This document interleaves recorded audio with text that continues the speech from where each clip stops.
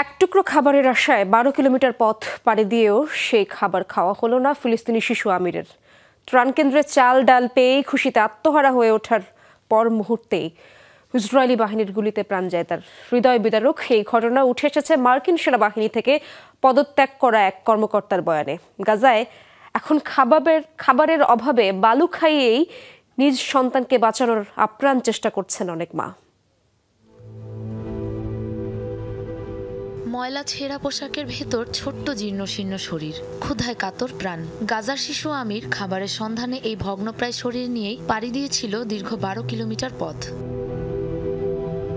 সূর্যের প্রখর তাপ মাথায় নিয়ে খালি পায়েই হেঁটে কপালে জুটেছিল এক মুঠো চাল আর ডাল। এত অল্পতেই অবশ্য খুশিতে আত্মহারা হয়েছিল আমির। তবে সেই আনন্দ দীর্ঘস্থায়ী হয়নি। ত্রাণ নিয়ে ভিড় ঠেলে বের হওয়ার পরই শুরু হয় ইসরায়েলি সামরিক বাহিনীর গুলি। তাতেই প্রাণ যায় তার। হৃদয় বিদারক এ ঘটনার বর্ণনা দিয়েছেন গাজা হিউম্যানিটেরিয়ান ফাউন্ডেশন থেকে পদত্যাগ করা মার্কিন সেনা কর্মকর্তা অ্যান্থনি অ্যাগুলিয়ার।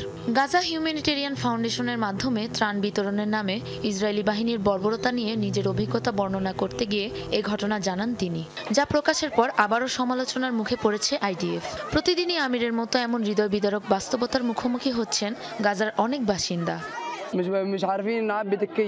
গেল 10 দিন ধরে রুটির একটা টুকরাও ভাগ্যে জোটেনি। আমার বাচ্চাদেরও পানি ছাড়া কিছু খাওয়াতে পারিনি। আমার কাছে খাবার কেনার মতো কোনো টাকা নেই। কমিউনিটি কিচেন থেকে খাবার জোগাড় করার চেষ্টা করি। ক্ষুধার্ত মানুষের ভিড়ে তেমন কিছুই জোটে না। গাজায় তীব্র থেকে তীব্রতর হচ্ছে খাদ্য সংকট। উপায় না পেয়ে শিশুদের ডালের পানি, ছোলার বড়া, এমনকি বালু খাইয়ে বাঁচানোর চেষ্টা করছে অসহায় ফিলিস্তিনি মায়েরা। এরই মাঝে ইসরায়েলি আগ্রাসনে উপত্যকায় মৃতের সংখ্যা দাঁড়িয়েছে 60,000-এরও বেশিতে। সাবরিনা নুসরাত, যমুনা নিউজ।